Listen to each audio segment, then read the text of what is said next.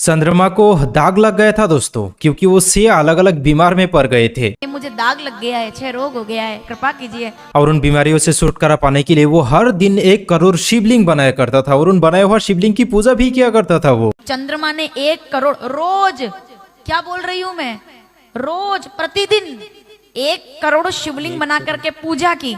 दरअसल 6 बीमार में चंद्रमा इसलिए पड़ा था क्योंकि उसे श्राप दे दिया गया था कि वो 6 बीमारी में भोगे। चंद्रमा को श्राप दे दिया था कि तुम 6 रोग से पीड़ित हो जाओ। कौन दिया था श्राप और किस तरह से चांद को उन बीमारियों से नाजात मिला, हम वीडियो में आगे देखेंगे दोस्तों, जो कि कुछ ज्यादा ही अजीब है। पर उससे भी अजीब तो मुझे यह लगा कि चांद का शादी भी हो चुका था। जी हाँ, चंद्रमा का शादी कराया गया था नक्षत्र की लड़कियों से। इनका विवाह नक्षत्र कन्याओं से हुआ चंद्रमा का।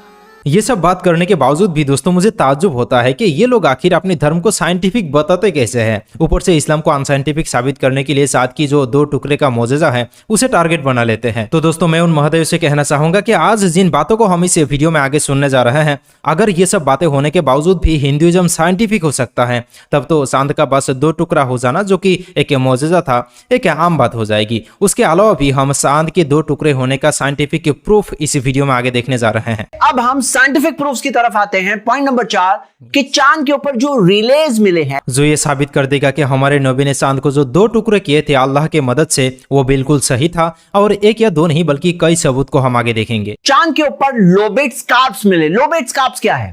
जिन बातों को डिटेल में हम आगे वीडियो में सुनेंगे, तो चले पहले चांद बीमार होने की जो क्लिप है उसे देख लेते हैं, जो कि वाकई फानी होने वाला है। और साथ ही चांद 2 टुकड़े होने का जो साइंटिफिक सबूत है उसे हम देखते हैं जाहिद पटेल साहब का एक वीडियो के जरिए। तो आइए देखते हैं। चंद्रमा चमक रहा है, द्वितीया का चंद्रमा क्यों चमक रहा है बताइए? क्योंकि प्रजापति दक्ष ने चंद्रमा को श्राप दे दिया था कि तुम 6 रोग से पीड़ित हो जाओ, क्योंकि ये इनका विवाह नक्षत्र कन्याओं से हुआ। चंद्रमा का सभी नक्षत्र जो है उनसे इनका विवाह हुआ। तो ये कहते हैं कि रोहिणी से अधिक प्रेम करते थे। तो बाकी के जो नक्षत्र कन्या वो सब जो है वो अपने पिता से, प्रजापति दक्ष से जाकर शिकायत करती है कि ये हमसे प्रेम कम करते हैं और अपनी पत्नी से बड़ा प्रेम करते हैं, बाकी भेदभाव रखते हैं। दक्ष जी ने समझाया, बोले ऐसा ना करो भाई, 1 बार 2 बार समझाया, नहीं माने, फिर भी उतना ही प्रेम। तो चंद्रमा को श्राप दे दिया, बोले तुम 6 रोग से पीड़ित हो जाओ। तब चंद्रमा ने मिट्टी के 1 करोड़ पार्थिव शिवलिंग बना करके और गुजरात के सौराष्ट्र में भगवान के अभिषेक की साधना की। तब सबसे पहला ज्योतिर्लिंग के स्वरूप में आप सब जानते हैं, चंद्रमा की इच्छा पूरी करने के लिए सोमनाथ महादेव प्रकट हो गए। सोमनाथ महादेव की पूजा करने से शरीर के रोग दूर होते हैं। शरीर के रोग दूर होते हैं सोमनाथ की पूजा करने से।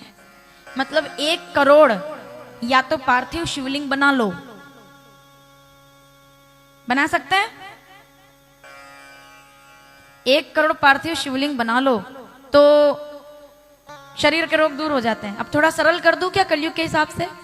या तो 1 करोड़ पार्थिव शिवलिंग बनाकर पूजा करो, या फिर सोमनाथ महादेव को जाकर के जल चढ़ा दो, बात बराबर ही है। चंद्रमा ने 1 करोड़ रोज, क्या बोल रही हूं मैं, रोज प्रतिदिन 1 करोड़ शिवलिंग बना करके पूजा की। तब भोलेनाथ प्रसन्न हुए, वरदान मांगो। बोले ये मुझे दाग लग गया है, 6 रोग हो गया है, कृपा कीजिए। शंकर जी कहते हैं क्योंकि तुम्हें श्राप तो लगा है, लेकिन फिर भी इस दाग युक्त जीवन को भी जहां कोई स्वीकार नहीं करता और जिसको कोई नहीं अपनाता, उसको मैं अपने मस्तक पर धर के तुम्हारा मान बढ़ाता हूं। आज से मैं चंद्रशेखर कहलाऊंगा।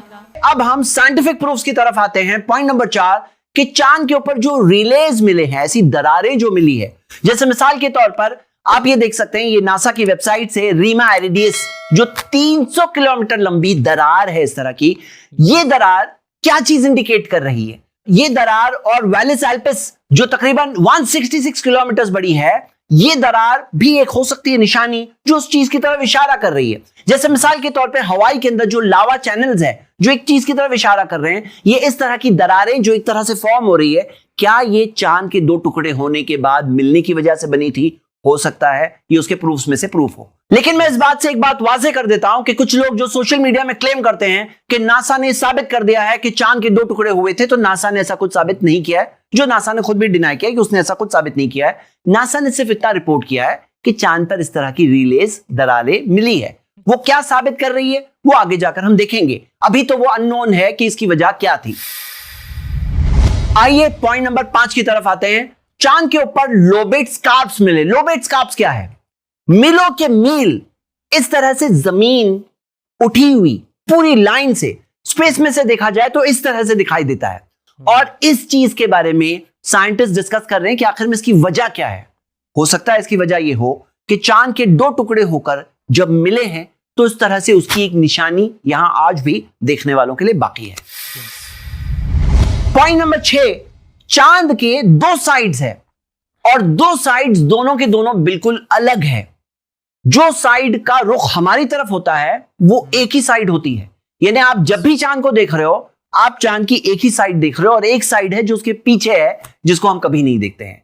जब देखा गया, उसे ऑब्जर्व किया गया तो पाया गया कि चांद की वो साइड इस साइड से बिल्कुल अलग है। इसकी क्या वजह है? साइंटिस्ट ने अलग अलग रीजंस दिया है। एक रीजन में यह दिया है कि हो सकता है एक दूसरा चांद आकर के मिला है और इस तरह से 2 चांद मिल करके ये हमारा चांद बना है। तो क्या ऐसा पॉसिबल है कि 2 चांद मिलकर के एक चांद बने? क्या ऐसा पॉसिबल है 2 मिलकर बने हो?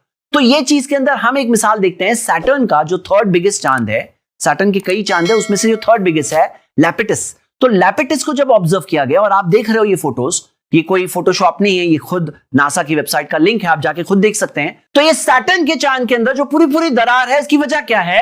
इसकी वजह वो ये बता रहे हैं कि एक दूसरा चांद आकर के मिला था और उसकी वजह से ये एक तरह की दरार मौजूद है। मेरे 6 पॉइंट्स पूरे हुए, लेकिन सबसे बुनियादी बात यह है कि जो चांद के 2 टुकड़े हुए ये एक मिरेकल है।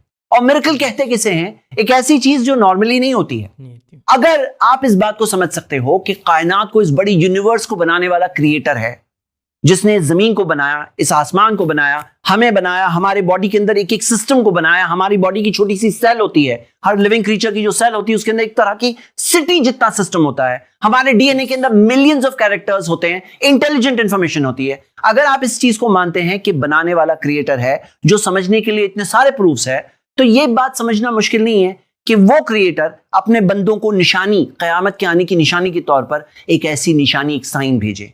यह समझना मुश्किल नहीं है। मोहम्मद सल्लल्लाहु अलैहि वसल्लम सच्चे मैसेंजर थे, इसके कई सारे प्रूफ्स मैं बता चुका हूं अपनी वीडियो वाई इस्लाम 100 रीजंस में। और कुरान अल्लाह की किताब है, इसके कई सारे प्रूफ्स है। मैं आपको रिकमेंड करता हूं कि आप ये वीडियो जरूर देखें। अगर आपको ये बात समझ में आ जाए कि कुरान अल्लाह की किताब है, मोहम्मद सल्लल्लाहु अलैहि वसल्लम सच्चे रसूल हैं, फिर एक दिन आपको पता चलता है चांद के बारे में, तो ये चीज समझना फिर मुश्किल नहीं होगा कि हमारे प्यारे आखिरी नबी हजरत मोहम्मद सल्लल्लाहु अलैहि वसल्लम ने जमीन पर रहकर ही सिर्फ इशारा देकर अल्लाह ताला की मदद से चांद को 2 टुकड़ा कर दिए थे। और जो कोई न्यूट्रल होकर कुरान और हदीस को ध्यान से पढ़ेगा उसे ये मानना ही पड़ेगा कि मोहम्मद सल्लल्लाहु अलैहि वसल्लम कोई आम इंसान कतई नहीं था। लेकिन अगर वही इंसान दोस्तों हिंदू के धर्म ग्रंथ को ध्यान से पढ़ता है तो उसे इस तरह के अजीब व गरीब किस्सा व कहानी जरूर याद रहेगा कि चांद को किसी ने श्राप दे दिया था, इसलिए वो बीमार में पड़ गया था और लिंग भगवान की पूजा करने के बाद उसे मुक्ति मिला था। और चांद ने शादी भी किया हुआ है, वो भी नक्षत्र की कन्या से, वगैरह वगैरह, मतलब कुछ भी यार। खैर आज की इस वीडियो में इतना ही। अस्सलाम वालेकुम।